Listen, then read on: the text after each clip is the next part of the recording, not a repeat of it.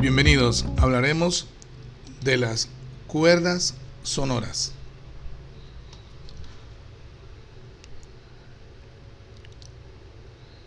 ¿Qué es una onda estacionaria? Se producen o se dan en las cuerdas con los extremos fijos debido a las ondas reflejadas. Es decir, tenemos una cuerda y esa cuerda empieza a vibrar. Los extremos de la cuerda tienen que ser nodos. Cuerdas sonoras. Observamos una figura donde aparece una cuerda que está vibrando.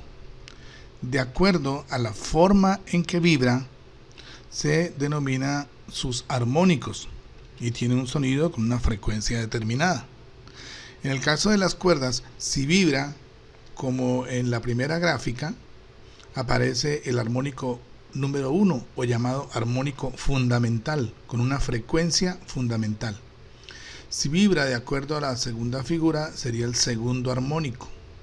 Si la cuerda vibra de acuerdo a como está en la tercera gráfica, sería el tercer armónico y también tiene otra frecuencia. Y cuando vibra de acuerdo a la última figura, sería el cuarto armónico. Ahí entonces vemos, de acuerdo con la figura, aparece el armónico y cada una tiene su frecuencia diferente. ¿Cómo se hace para calcular la frecuencia? La frecuencia de esa cuerda. La frecuencia de esa cuerda depende de su armónico, por eso aparece Fn. F1 será el armónico fundamental o el primero, F2 será el segundo, la segunda frecuencia, F3 será la tercera frecuencia, de acuerdo con el armónico, será igual a B. B es la rapidez de la onda. N es el número del armónico, dividido entre 2L. L es el largo de la cuerda. Entonces nos damos cuenta que esa frecuencia depende del armónico, depende de la velocidad, de la rapidez de la onda, depende del largo de la cuerda. Depende del largo de la cuerda. Con respecto al largo de la cuerda es inversamente proporcional. Si el largo de la cuerda aumenta, la frecuencia disminuye. Si escribimos la expresión anterior en términos de la tensión y densidad lineal de masa, la ecuación tiene la siguiente fórmula.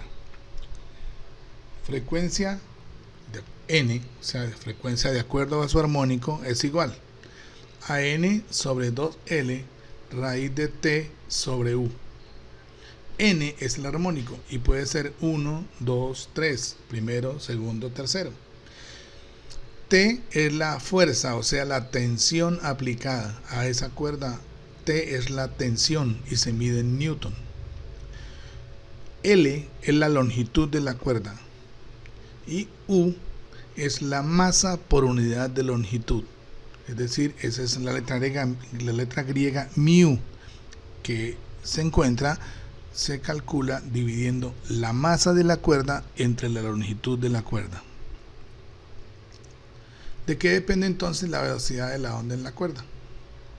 Depende entonces de la tensión y depende de mu, es decir, de la densidad lineal de masa, conocida como masa por unidad de longitud, dividiendo la masa entre la longitud. Vemos que si la tensión aumenta, la velocidad de la onda también aumenta. Y si la densidad de masa aumenta, la velocidad disminuye.